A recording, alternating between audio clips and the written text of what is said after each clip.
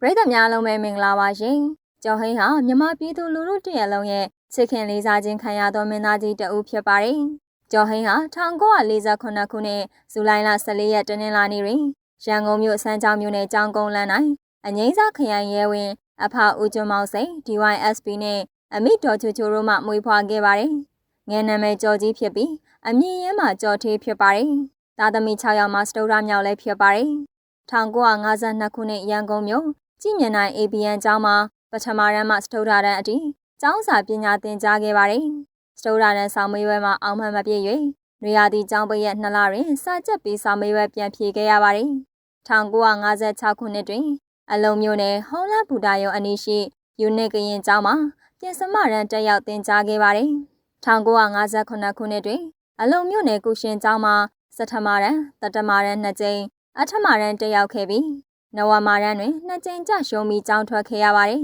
။1964ခုနှစ်ရန်ကုန်မြို့နယ်အသီးသီးရှိအလွတ်ပညာသင်ကျောင်းညာကျောင်းအပါအဝင်23ကျောင်းပြောင်းရွှေ့သင်ကြားခဲ့ပါတယ်။နောက်ပိုင်းမှာကျောင်းမနေဖြစ်တော့ပဲ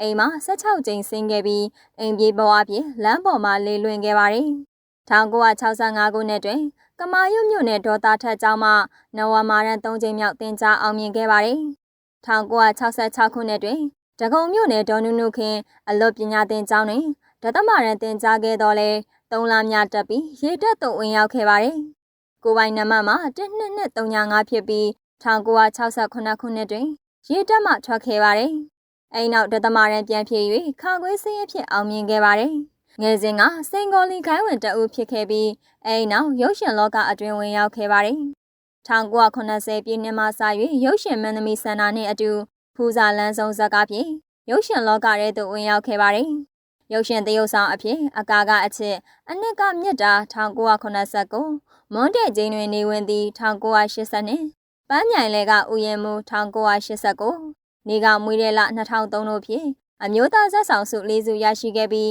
ဝေလဲမွေကျွေလဲမွေ1994ဇာတ်ကားဖြင့်ဇက်ပိုးစု1စုရရှိခဲ့ရာစုစုပေါင်းအကယ်ဒမီ5စုရရှိခဲ့ပါတယ်။မွန်တဲ့ချိန်တွင်နေဝင်သည့်ဇာတ်ကားကိုကိုရိုင်းဒါရိုက်တာအဖြစ်ရိုက်ကူးခဲ့ပါတယ်။ရုပ်ရှင်လောကထဲဝင်ပြီး4နှစ်ပြည့်သည့်နှစ်1984ခုနှစ်တွင်ပထမဆုံးဒါရိုက်တာလုပ်၍တရုတ်ဆောင်ရိုက်ကူးခဲ့သောဇာတ်ကားမှာစိန်သို့မဟုတ်စိန်ဖြစ်ပါတယ်။အဲဒီဇာတ်ကားရဲ့ကြော်ညာဒီဇိုင်းပိုစတာများအလုံးကိုသူကိုယ်တိုင်နေမင်းထိတ်ခေါင်အမည်ဖြင့်ရေးဆွဲခဲ့ပါတယ်။1985ခုနှစ်မှာရုံတင်တဲ့ကြီးအောင်ဆောင်သောကျောင်းမှာလူကြိုက်အများဆုံးပရိသတ်တခန်းနဲ့အားပေးသည့်ရုပ်ရှင်ကားတကားဖြစ်ခဲ့ပါတယ်။ဝတ္ထုတို့ဝတ္ထုရှိအချုပ်ရေးသားခဲ့ပြီးတေးစီရီအချုပ်ကိုလည်းတီးဆိုထုတ်လုပ်ခဲ့ပါတယ်။ရုပ်သံကြော်ညာများတွင်လည်းတရုတ်ဆောင်ခြင်းအများဆုံးရရှိခဲ့သူဖြစ်ပါတယ်။1968ခုနှစ်မှ2008ခုနှစ်အထိနှစ်ပေါင်း42နှစ်အတွင်းရိုက်ကူးခဲ့တဲ့ရုပ်ရှင်ကားပေါင်း222ကားဗီဒီယိုကားပေါင်း362ကားဆိုခဲ့သောတခြင်းခွေပေါင်း14ခွေနဲ့ရေးသားထုတ်ဝေခဲ့တဲ့စာအုပ်ပေါင်း6အုပ်ဖြစ်ပါတယ်။2008ခုနှစ်နိုဝင်ဘာ4ရက်နေ့မှစ၍ဦးကျော်ဟိန်းဟာရုပ်ရှင်လောကကအနာယူကရဟန်းဝတ်ခဲ့ပါတယ်။ပွဲတော်မှာဥဂိတ်တီတာရဖြစ်ပါတယ်။ဦးကျော်ဟိန်းရဟန်းမဝဲခင်ကလည်းကျော်ဟိန်းရဲ့နောက်ဆုံးခရီးစဉ်ဟုအမည်ပေးကမြန်မာနိုင်ငံအနှံ့သို့တွားရောက်ခဲ့ပါသေးတယ်။ရဟန်းပေါင်းဝင်၍တရားဝင်များပြုလုပ်ခြင်းနဲ့ပတ်သက်၍ဝေဖန်ပြောဆိုမှုများရှိခဲ့ပါတယ်။ဖုန်ကြီးဝဲအနေဖြင့်စာပေများရေးတဲ့အခါကလောင်နာမည်မှာဥဂိတ်တီတာရခေတ္တ32ပုံဖြစ်ပါတယ်။နောက်ဆုံးရိုက်ကူးခဲ့တဲ့ရုပ်ရှင်ကားမှာကျိုးရန်ဖြစ်ပါတယ်။အသက်63နှစ်ဆိုတဲ့အသက်အရွယ်တစ်ခုမှာဇရာကိုအန်တူပြီးရင်ဆိုင်ဖြတ်ကျော်နေရတဲ့ပြည်ငိမ့်ဖခင်ဒါရိုက်တာဦးမောင်မောင်မြင့်ပရိသတ်များအားလုံးပဲမင်္ဂလာပါရှင်။လက်ရှိလူမှုကွန်ရက်အွန်လိုင်းပေါ်မှာပြန့်နှံ့နေတဲ့တရုတ်ဆောင်မင်းသားဒါရိုက်တာဦးမောင်မောင်မြင့်ကတော့အသက်63နှစ်ဆိုတဲ့အသက်အရွယ်တစ်ခုမှာဇရာကိုအန်တူပြီးရင်ဆိုင်ဖြတ်ကျော်နေရတာလည်းဖြစ်ပါတယ်။တစ်ချိန်ကတရုတ်ဆောင်ကြီးဦးမောင်မောင်မြင့်ကိုညရည်ရီနဲ့မိသားစုဝင်တအုပ်ကပြုစုဆောင်ရှောက်နေတာလည်းဖြစ်ပါတယ်။အသက်အရွယ်ကြီးပြီဖြစ်တဲ့အတွက်အိယာထဲမှာလဲလျောင်းနေရတဲ့ဦးမောင်မောင်မြင့်ကိုအစာဝင်မှုအတွက်မိသားစုဝင်တအုပ်ကအစာကိုတေချာလေးခွန်ကျွေးနေရတာပါ။အဆိုပါဗီဒီယိုထဲမှာပါဝင်နေတဲ့အမျိုးသမီးကခွန်ကျွေးနေရင်ကကြာလာတဲ့မျက်ရည်တွေကိုတုပ်ပြီးစက်ခွန်နေတာတွေ့ရပါတယ်။63နှစ်ဆိုတဲ့အသက်အရွယ်ဇရာကိုအန်တူပြီးတော့အတိုင်းအတာတစ်ခုကိုဖျက်ဆီးရင်ဆိုင်နေရတာလဲအမှုပညာချစ်ပြည်သူတွေစိတ်နှလုံးမခိုင်အောင်မြင်တွေ့ကြရတာလည်းဖြစ်ပါတယ်။တရုတ်ဆောင်ဦးမောင်မောင်မြင့်ဟာတရုတ်ဆောင်ပိုင်းဒါရိုက်တာပိုင်းတွေအပြင်ကဗျာဆရာတယောက်အနေနဲ့ပရိသတ်တွေသိရှိထားခဲ့သလိုမင်းသားပြည်ငင်းရဲ့ဖခင်လည်းဖြစ်ပါတယ်။နောက်ထပ်တစ်ပုံအနေနဲ့ချမ်းသာတဲ့မိဘတွေနဲ့မတူဘဲပရာဟိတအလုပ်တွေကိုတက်ကြွစွာလုပ်ကိုင်ကူညီနေတဲ့ ရွှေနန်းတော်ရဲ့တထေသမီးလေးကြီးအကြောင်းကိုတင်ဆက်ပေးကြပါမယ်။မြန်မာနိုင်ငံရဲ့အကြီးအကျယ်အခမ်းအနားဆုံးစိန်ရွှေရတနာဆိုင်ကြီးတွေထဲမှာရွှေနန်းတော်ကလည်းထိပ်ဆုံးကပါဝင်နေပါတယ်။ဒီလိုမျိုးကြီးစိန်ဥစ္စာချမ်းသာကြွယ်ဝပြီးကြီးကျယ်ခမ်းနားတဲ့ဆိုင်ကြီးကိုအမွေဆက်ခံမဲ့တထေသမီးလေးဆိုပေမဲ့ဒါတွေကိုစိတ်မဝင်စားပဲပရာဟိတအလုပ်တွေနဲ့အတူပြည်သူတွေကိုတက်ကြွစွာကူညီလုပ်ကိုင်ပေးနေတာကတော့ကြီးပဲဖြစ်ပါတယ်။ကြီးကချမ်းသာကြွယ်ဝပြီးဂုံမောက်မာတဲ့မိဘတွေနဲ့လုံဝကိုမတူပဲစိတ်သဘောထားအင်မတန်နူးညံ့ဖြူစင်ပြီးပရာဟိတစိတ်ထားပြေဝသူလေးပဲဖြစ်ပါတယ်။သူမရဲ့ပရာဟိတလုပ်ငန်းတွေကိုစ조사ပန်းစားလှုပ်ဆောင်မှုတွေကပြည်သူတွေရဲ့ရင်ထဲကိုရောက်ရှိပြီးအချစ်ကိုတိုးလာစေခဲ့ပါတယ်။အသက်20ကျော်အရွယ်လေးကလေးကပရာဟိတလုပ်ငန်းတွေကိုစတင်လှုပ်ဆောင်ခဲ့တဲ့ကြီးကအခုလိုအသက်25နှစ်အရွယ်မှာတော့ငလျင်ပေးကူညီမှုတွေမှာထိတ်ဆုံးကနေစ조사ပန်းစားပါဝင်နေခဲ့ပါတယ်။သူမရဲ့ကူညီလှုပ်ဆောင်မှုတွေနဲ့ကဲတင်ပေးမှုတွေကတကယ်ကိုမှလေးစားစရာကောင်းလွန်ပါတယ်။တော်ယုံတန်ယုံကဲစရေးသမားတွေမလုံနိုင်တဲ့အလုပ်တွေကိုတော့မှမင်းကလေးတံမဲနဲ့လုပ်ကိုင်နေတာကိုလည်းတွေ့မြင်ရတာဖြစ်ပါတယ်။တကယ်ဆိုရင်သူမလိုမျိုးအင်မတန်ကိုချမ်းသာတဲ့အမွေဆက်ခံသူတထေသမီးလေးတယောက်အနေနဲ့ဒီအလုပ်တွေကိုလုပ်နေစရာဘာကြောင့်မှကိုမရှိပါဘူး။ဒါပေမဲ့လည်းကြီးကတော့နိုင်ငံရေးသမားဖြစ်တဲ့မိခင်နဲ့စီးပွားရေးသမားဖြစ်တဲ့ဖခင်တို့ရဲ့အလုပ်တွေကိုလုံးဝစိတ်ဝင်စားခြင်းမရှိပဲပရာဟိတကိုသာစူးစမ်းလုပ်ကိုင်ခဲ့တာပါ။ငွေကြေးစည်းစိမ်ဥစ္စာတွေဆိုတာကသုံးလို့မကုန်အောင်ကြွယ်ဝချမ်းသာနေပြီဖြစ်တဲ့အတွက်စီးပွားထက်ရှာဖို့လည်းစိတ်ကူးမရှိပဲလုံအပ်နေတဲ့ပြည်သူတွေကိုကူညီဖို့ဆန္ဒရှိရလို့ရင်ဖွင့်လာခဲ့ပါတယ်။ပတ်စံရတာမရတာထက်သူမကူညီလိုက်လို့ပြည်သူတွေရဲ့အခက်အခဲဒုက္ခတစ်ခုခုအဆင်ပြေသွားမယ်ပျော်ရွှင်သွားမယ်ဆိုရင်ပဲကျေနပ်နေခဲ့တာပါ။ဒါကြောင့်လေသူမတို့ကိုယ်တိုင်ဦးစီးလှုပ်ဆောင်ခဲ့တဲ့ရှင်တန်ရေးကူညီမှုအသင်းမှာအသက်21နှစ်အရွယ်နဲ့ဥက္ကဋ္ဌတယောက်အဖြစ်တာဝန်ထမ်းဆောင်နိုင်ခဲ့တာပဲဖြစ်ပါတယ်။အဲဒီနောက်မှာတော့ပရာဟိတနဲ့ကယ်ဆယ်ရေးလုပ်ငန်းတွေကိုအရှိန်အဟုန်နဲ့လှုပ်ဆောင်ခဲ့တာကယနေ့အထိပဲဖြစ်ပါတယ်။တကယ်ဆိုရင်အတန်လဲကောင်းမွန်လာတာကြောင့်အဆိုတော်တယောက်အနေနဲ့အမှုပညာနယ်ပယ်မှာရှောင်လန်းလို့လည်းရပါတယ်။မိဘတွေရဲ့နောက်ခံအင်အားနဲ့ထောက်ပံ့နိုင်မှုကလည်းတော်ယုံတန်ယုံမဟုတ်တဲ့အတွက်အမှုပညာလောကမှာတတရရနဲ့နေထိုင်လို့ရတာပဲဖြစ်ပါတယ်။ဒါပေမဲ့လည်းကြီးကတော့သူများထက်ထူပြီးအခွင့်ထူးခံစားရမယ့်ကိစ္စတွေကိုမလိုချင်ခဲ့ပါဘူး။ပွင့်လင်းစွာနဲ့လွတ်လပ်စွာနေထိုင်တဲ့သူဖြစ်ပြီးလှုပ်ချင်တာကိုဘသူကမှဂရုမစိုက်ပဲပြုလုပ်တတ်တဲ့အတွက်လည်းမိဘတွေကလက်လွတ်ထားခဲ့ရတာပါ။မင်းကလေးတွေကလည်းယောက်ျားတွေနဲ့တန်းတူပရာဟိတလုပ်ငန်းတွေကယ်ဆယ်ရေးလုပ်ငန်းတွေမှာဘလို့မျိုးစွမ်းဆောင်နိုင်နေဆိုတာကိုသူမကသက်သေပြနေတာဖြစ်ပါတယ်။အခုဆိုရင်လည်းငလျင်ဘေးကြီးမှာမန္တလေးဒေသတဝိုင်းနဲ့တခြားသောမြို့နယ်တွေမှာတွားရောက်ပြီးကူညီလူရန်မှုတွေအပြင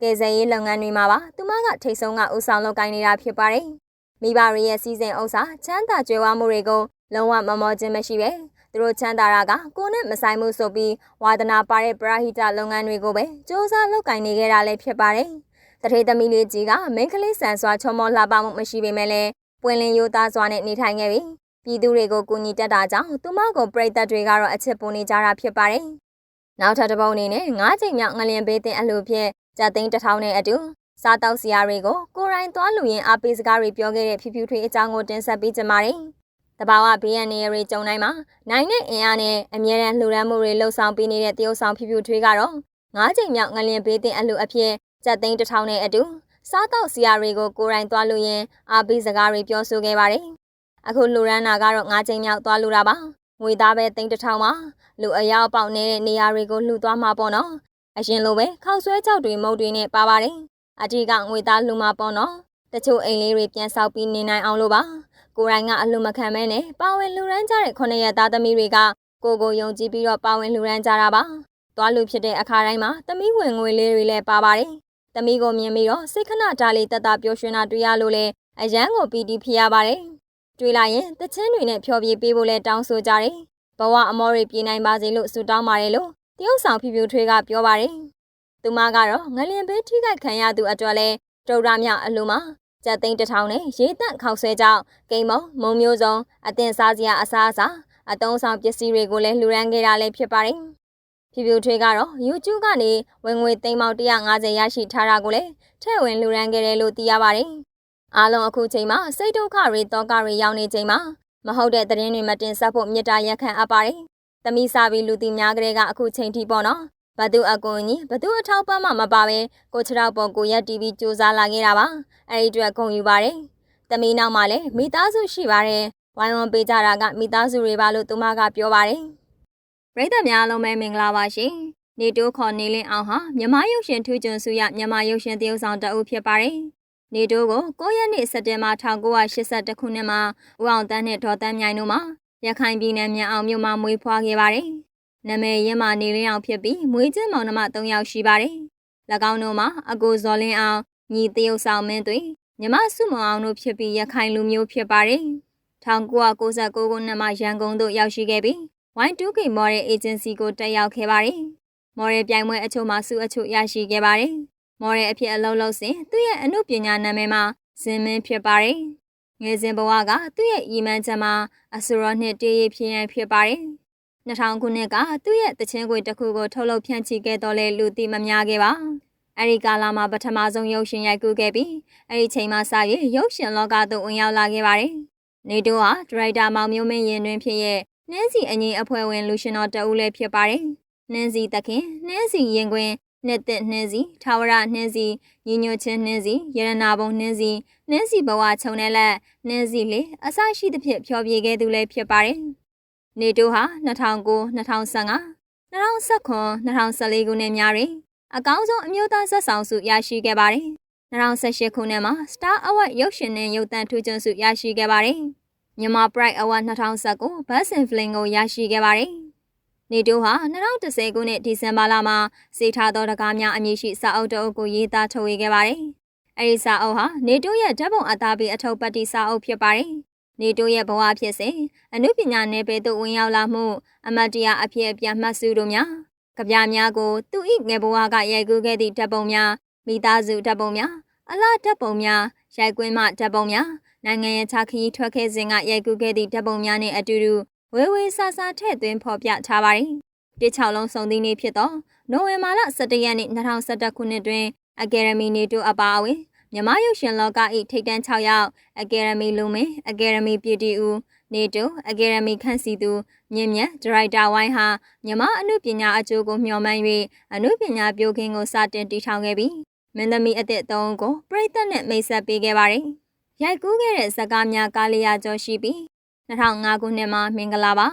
2006ခုနှစ်ပန်းပြိုသူတို့အလင်းကရောင်ပြန်ထား2009ခုနှစ်မိုးဝခုံတက်ကားလိုက်ချင်ပါတယ်ဒီကောင်ဘသူတော့ဝင်ကပါအချစ်နဲ့သူဤချစ်ကိုချစ်2008ခုနှစ်အကယ်ဒမီရှော့နှလုံးသားစီရင်ငံမြင့်မို့ထက်ကတရက်ဖူး2009ခုနှစ်ရောက်ကမနဲ့1000တညချစ်လို့စားတာဂျိုးကြတောင်ပန်ခတ်တန်းမိုးညအိမ်မက်မြူဇော်ကကနေသည်မာမီရှိ2010နယူးမော်ရင်ဘာမီတွန်ကိုရှေသမန်လာထအဘွား2017ဖလန်းဖြစ်တဲ့အချစ်အထားပေးတဲ့ဆရာကြီးလာထအဘွားနဲ့ချိန်ဇော်ပဲ2012ခုနှစ်မှာနှလုံးသားအဖိဒံနိုင်ငံကျော်ရုပ်ရှင်မင်းသမီးယောက်ျား2013ခုနှစ်မှာအဖြူရောင်ရေးတိုင်းအထာအသင်းနဲ့နှခါချစ်မဲအလန်းလွန်အလွန်လန်းစုံပြူ12နာရီတရိုးသားစီတန်းရဲ့ကကြည်တဲ့2014မာယာပရောဂျက်အစုံမဲ့အချစ်ပန်းပြူစားရင်ညာမုံလို့ရရင်မုံကျနေတိမ်ငွေဖြူမရပါဆွေမျိုးများမိမ3ယောက်ယူမဲ့သူ2015ကိုတင်းတို့စူပါရက်ကွက်နက်ခတ်မားတဲ့တိုက်ပွဲအောင်ပါလေကျုပ်ပရဲ့ကြေကြုံများကျမကနှင်းစီပါမောင်ရှယ်လီကီတာအောင်မြင်ကြော်ကြဆူရှာထမ်းမြန်ပန်းပရောက်တစီရင်တွင်းစုနဲ့2016အချစ်စစ်အနုပဲဘန်ကောက်မှမန္တလေးသို့တိတိစိတ်စိတ်တန်ရောစဉ်အုတ်ကြားမြက်ပေါက်2019ထာဝရအမေတာတီကြီးကျွန်းအောင်စီပိုင်စီရွှေရင်းကားကိုထွေးခင်းကစားမယ်မွေချက်ကတော့လွန်လွန်နဲ့ပပတ်ဆက်ဆိုင်ညိုကြောက်2018မွေချက်များတော့လာရောင်ဖျားတဲ့အင်းလေးမုံလို့ရရင်မုံကျနဲ့ကိုဇက်လန်မှာကိုသားဇလိုက်ကဘာကျော်ရဲ့ရွာတိန်တိုက်တမုံဆွဲတဲချက်တက်ကွင်းမီ2019တာတူမဟူရရုပ်ရှင်ရောပြုံးရွှင်ရေးပြောရဲလားတက်တာအမှတ်88နိုင်ငံကြီးသားပြဿနာနှစ်ပါးသွား update စပွန်ဆာအထက်တန်းစာယူအောင်ချမဲ့သူအခမ်းအနားဆုံးမြတ်တာပိုနေတူချီကြောက်2020ညနုရွာစောကြီး2023 never give up တက်တဲလောက်အချိန်လွန်မ2024မောင်တို့ယောက်ျားရဲ့လာခေါ်သူနောင်အိမ်မကယံရရှိခဲ့တဲ့စုများနဲ့စကားတင်စည်ရင်ဝင်မှုများ2009ခုနှစ်အကောင်းဆုံးအမျိုးသားဆက်ဆောင်စုမိုးညအိမ်မက်မြူ2023အကောင်းဆုံးအမျိုးသားဆက်ဆောင်စုစကားတင်စေတန်းရဲ့ကားကြည့်တဲ့ 2014အကောင်းဆုံးအမျိုးသားဇာတ်ဆောင်စုဇကာတင်မာယာပရောဂျက်2015အကောင်းဆုံးအမျိုးသားဇာတ်ဆောင်စုနက်ခတ်မာတဲ့တိုက်ပွဲ2019အကောင်းဆုံးအမျိုးသားဇာတ်ဆောင်စုဒါတေးကြီး2018အကောင်းဆုံးအမျိုးသားဇာတ်ဆောင်စုဇကာတင်မုံဆွေ2018အကောင်းဆုံးအမျိုးသားဇာတ်ဆောင်စုတိန်တိုက်တရာ2019အကောင်းဆုံးအမျိုးသားဇာတ်ဆောင်စုဇကာတင်ချီ2020အကောင်းဆုံးအမျိုးသားဇာတ်ဆောင်စုဇကာတင်ညံနူ2024အကောင်းဆုံးအမျိုးသားဇာတ်ဆောင်စုကိုနှောင်စာကားဖြင့်ရရှိခဲ့ပါတယ်